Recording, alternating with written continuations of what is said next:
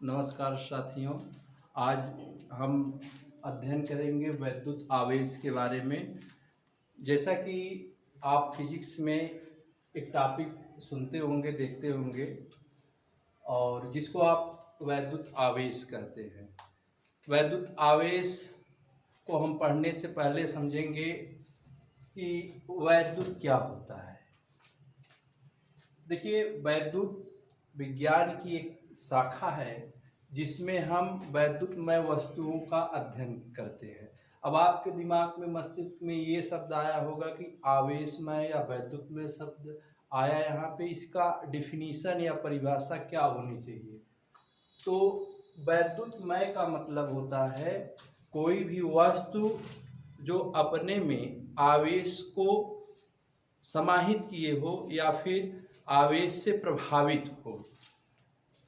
अगर हम इस वैद्युत का अध्ययन करेंगे तो उसको किस शाखा के अंतर्गत रखते हैं, तो पहली उपशाखा है स्थिर वैद्युत की। इसको हम लोग इलेक्ट्रोस्टैटिक कहते हैं। यह भौतिकी की उपशाखा होती है जिसमें हम स्थिर आवेश अथवा स्थिर आवेश के गुणों का अध्ययन करते हैं। अब आते हैं वैद्युत आवेश। देखिए, वैद्युत आवेश द्रव्य से संबंधित वह गुण है जिसके कारण वैद्युत तथा चुंबकीय प्रभाव उत्पन्न तथा अनुभव किए जाते हैं। मतलब ये हुआ कि आवेश वैद्युत और चुंबकीय प्रभाव भी उत्पन्न करेगा और दूसरी वस्तुओं को अपने गुण के आधार पर प्रभावित भी करेगा। थोड़ा सा हम इसके बारे में जानना चाहेंगे। शुरुआत में थेल्स नामक एक वैज्ञानिक थे, इन्होंने अध्ययन किया था। उसके बाद गिलबर्ट आए, वो भी अध्ययन किए थे। इस श्रृंखला को, आवेश के अध्ययन को आगे बढ़ाते हुए अमेरिका के एक वैज्ञानिक थे, बेंजामिन फ्रैंकलिन ने सबसे पहले इन्होंने ही आवेश का नामकरण किया था। इन्होंने बताया था कि आवेश जो मुख्यतः होते हैं दो प्रकार के होते हैं। एक होता है धनात्मक आवेश। किसी भी पदार्थ पे, चालक पे अगर धनात्मक आवेश है तो इससे यह स्पष्ट होता है कि वहाँ पे इलेक्ट्रॉनों की कमी है, और किसी भी पदार्थ पे अगर ऋणात्मक आवेश है तो इसका अर्थ ये निकलता है कि वहाँ पे इलेक्ट्रॉनों की अधिकता है। धनात्मक आवेश इलेक्ट्रॉन की कमी, जबकि ऋणात्मक आवेश इलेक्ट्रॉन की अधिकता को प्रदर्शित करता है।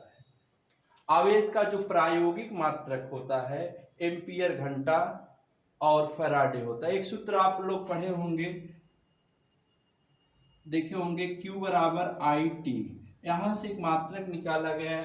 I मीन्स होता है वैद्युत धारा, इसका मात्रक एम्पियर, और समय का मात्रक यहाँ घंटा लिया गया, तो एम्पियर घंटा अथवा फैराडे भी होता है प्रायोगिक मात्रक। लेकिन जो SI मात्रक है, जिसको अंतर्राष्ट्रीय मात्रक कहा जाता है, वो वैज्ञानिक कूलाम के नाम पे कूलाम रखा गया है। एक कूलाम जो होता है वह 3 × 10⁹ स्टेट कूलाम के बराबर होता है। अब आपके मन में हो सकता है कि स्टेट कूलाम क्या है। स्टेट कूलाम भी आवेश का ही एक मात्रक है, लेकिन इसको हम सीजीएस पद्धति में मानते हैं। सीजीएस मात्रक एक होता है ESU, जिसको आप इलेक्ट्रोस्टैटिक यूनिट कहते हैं, या फिर फ्रैंकलिन के नाम पे फ्रैंकलिन भी कहते हैं, या उसी को हम लोग स्टेट कूलाम भी कहते हैं। एक कूलाम बराबर होता है 3 × 10⁹ स्टेट कूलाम। आवेश की प्रकृति कैसी है? वास्तव में देखा जाए तो आवेश एक अदिश राशि है और आवेश का स्थानांतरण होता है, यानी कि आवेश को एक वस्तु से दूसरी वस्तु में भेजा जा सकता है।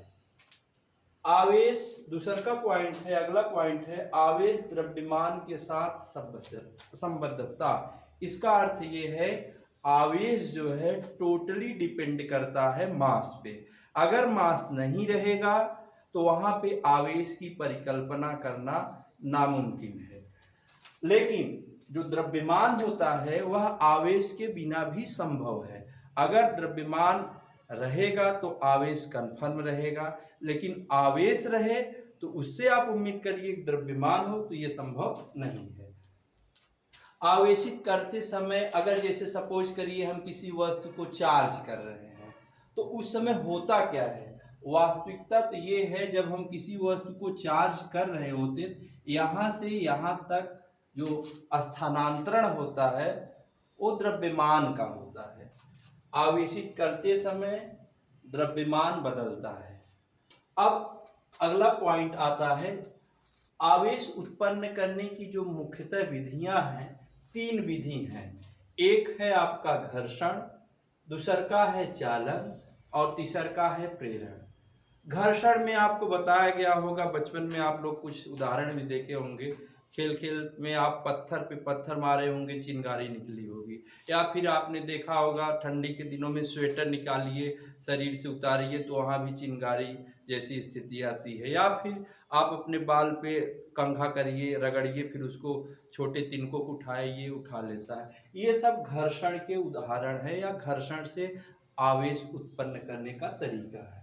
दूसर का आता है चालन, जिसको हम लोग इंग्लिश में कंडक्शन कहते हैं। चालन क्या है, जैसे अगर कोई पदार्थ है, चालक पदार्थ है, उसमें हम किसी एक सिरे पर आवेश दें, वो स्थानांतरित होकर चालक के दूसरे इस सिरे पर पहुंच जाता है। इसी को हम लोग चालन कहते हैं।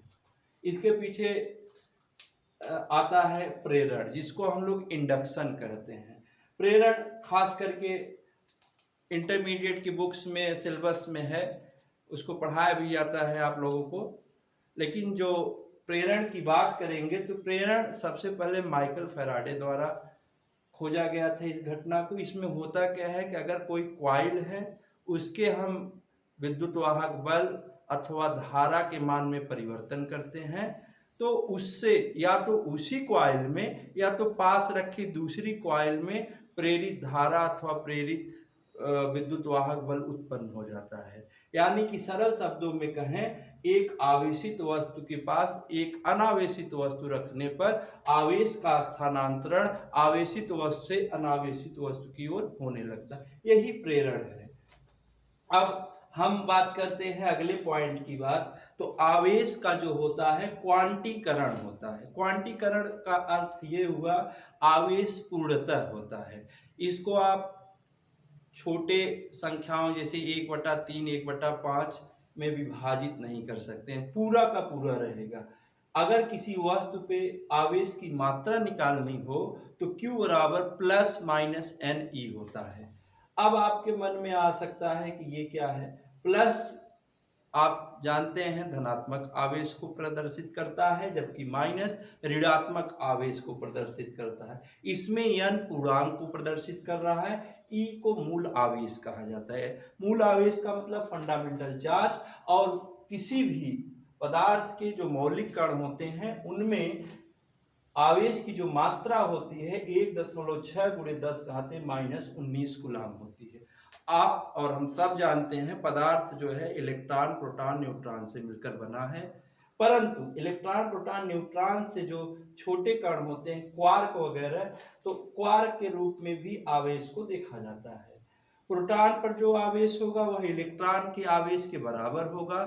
बस अंतर क्या होगा, प्रोटॉन पर धनात्मक आवेश होगा, इलेक्ट्रॉनों की कमी, इलेक्ट्रॉन पर इलेक्ट्रॉनों की अधिकता। कह सकते हैं मौलिक आवेश बराबर ही होंगे परिमाण में।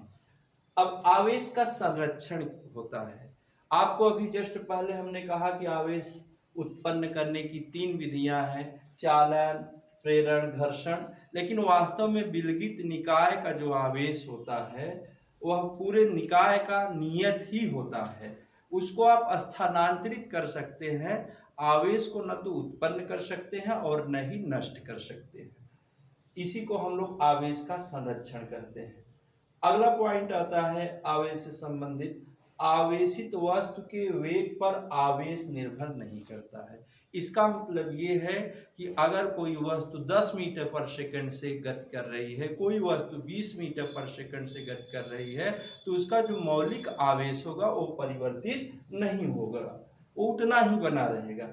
यहाँ पॉइंट आपने देखा, आवेशित वस्तु के वेग पर आवेश निर्भर नहीं करता है। अब अगला है, कुछ और पॉइंट हैं जो कि आपकी परीक्षाओं के लिए इम्पॉर्टेंट बन सकते हैं। जैसे मान लीजिए कोई चार्ज है, आवेश है, वह स्थिर है।